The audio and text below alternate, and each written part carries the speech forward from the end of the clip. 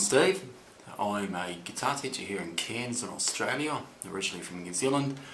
The purpose of this little video lesson is to introduce you to the guitar, the names of the guitar, the parts of the guitar, and a few accessories, and what you're going to need to use as a guitarist to get the most out of your guitar experience. If you want more information, you're welcome to visit my Facebook page.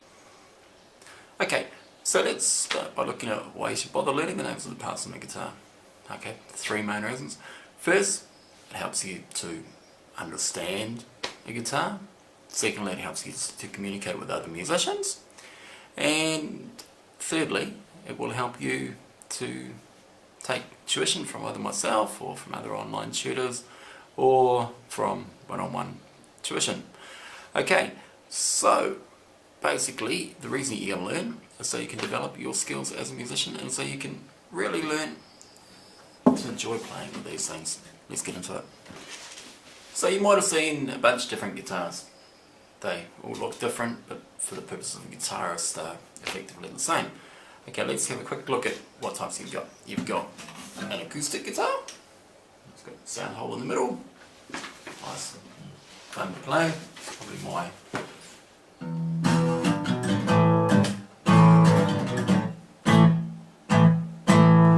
guitar of choice at the moment. You can have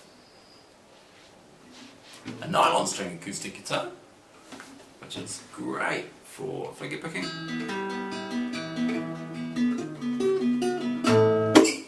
Or if you feel the need to shred, good old classic electric guitar. They all look a little bit different, they all have different purposes, but for the purposes of playing, they're effectively the same. Okay, so let's start. We're going to start off by looking at the acoustic guitar. We're then going to have a quick look at the differences, the electric guitar, and that'll be the end of the lesson. So, we all know the guitar looks like a guitar. There's a few bits and pieces to it. At the top here, we've got what's called the head. Okay, that's the bit that has the tuning pegs on it. The tuning pegs have the strings attached to them.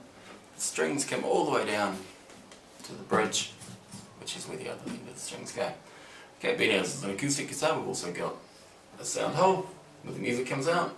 This one has a scratch plate, and this guitar also has a few onboard electrics, and you can plug it in. We've also got the strap holder here, and here. These pieces may or may not be in all your guitars. Okay, the other thing that we need to know is we've got these little steel bars all the way down. These are the bits that make your guitar sound different. For example, they're called frets. Okay, and in the frets we've got little wee dots here called fret markers. They're on the 3rd, the 5th, the 7th and the 12th fret on most guitars. Okay, also have fret dots running down the sides here, here, here and here. Okay, they just indicate where you are on the fret.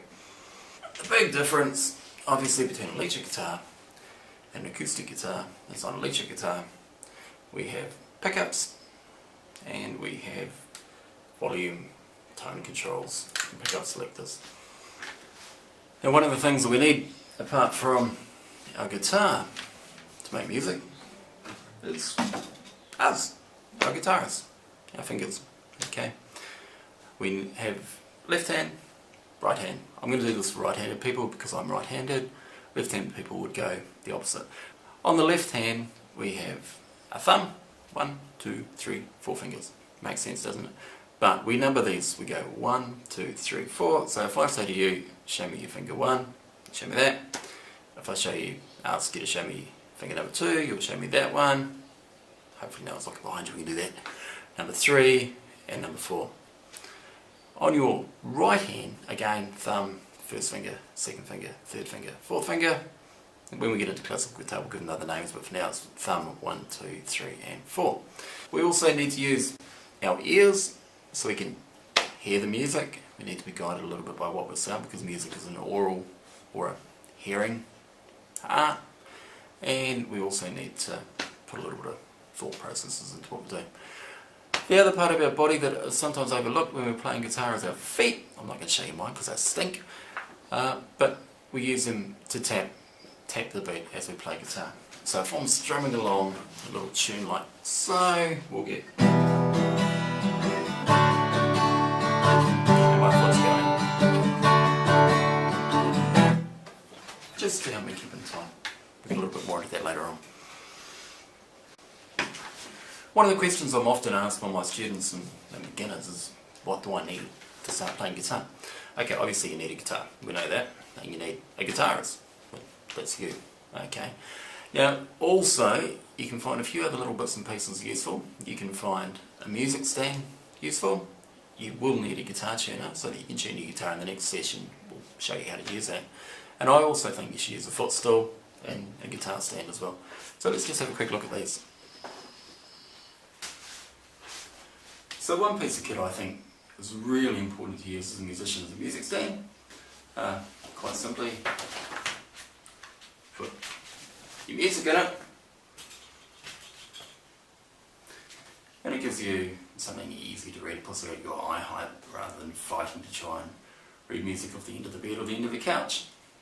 This is a little fold-up stand. It cost me about $15 down at the local electronics store. So you don't need to spend a lot of money on one, and it's going to make life a lot easier as a musician. Another really handy piece of kit is a guitar stand. Put your guitar on it, like so. That's really useful for taking it away with you if you want to play gigs, if you want to play in other people's places. It's also really handy if you're learning at home, in your bedroom, in your lounge. You've got your guitar really handy, it's right beside you. You grab it out, you're going to see it, you're going to play it, rather than keeping it locked away in a cupboard where it's hard to access. I find that's a huge motivator for new musicians, and I'd personally be lost without one. An invaluable piece of equipment, and I think every guitarist needs to own at least one, is a guitar tuner.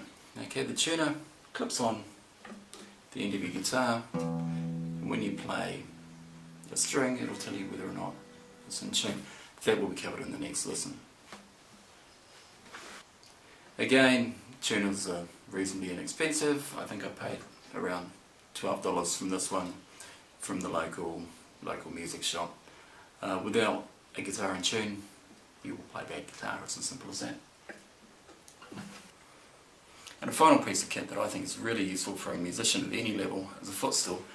What that does, allows you to put your foot on the guitar while you put the guitar across your body, and that effectively elevates the neck of your guitar so it's easier to play.